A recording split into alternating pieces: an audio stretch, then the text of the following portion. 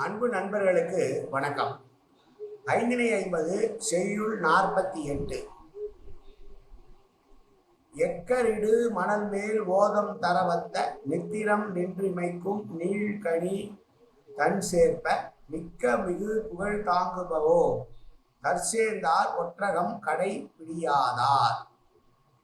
தலைவனை பார்த்து தோழி சொல்வதான செய்யுள். நித்திலம் என்றால் முத்து, ஒர்க்கம் என்றால் உரை. அலைகள் அடித்ததனால் கரை மீது உருவாகிய மணல் மீது அலை மூலமாக கொண்டு வரப்பட்ட முத்துக்கள் ஒளி வீசி கொண்டிருக்கக்கூடிய முப்பங்கழிகளை உடைய தலைவனே தலைவனுடைய பெருமையை சொல்லுகிறான்.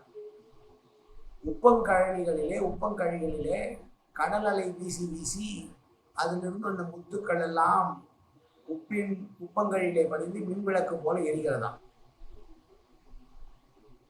தம்மை சேர்ந்தாரின் குறைகளை விளக்க முன்வராதவர்கள் உலகத்தாரால் போற்றப்படுவார்களா? போற்றப்பட மாட்டார்.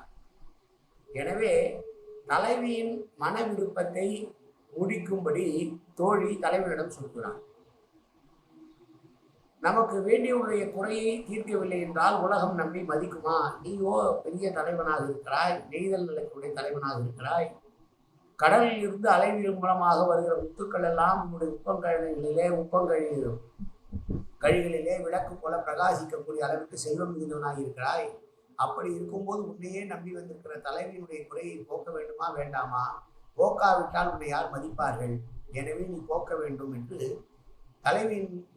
தலைவியினுடைய மனக்குறையை தீர்க்க வேண்டும் என்று தலைவனை பார்த்து தோழி சொல்வதான செய்யுள். மீண்டும் செய்யுள். எக்கரிடு மணல் மேல் ஓதம் தர வந்த நித்திலம் நின்று இமைக்கும் நீழ்கழி தன் சேர்ப்ப மிக்க மிகு புகழ் தாங்குபவோ தற்சேர்ந்தார்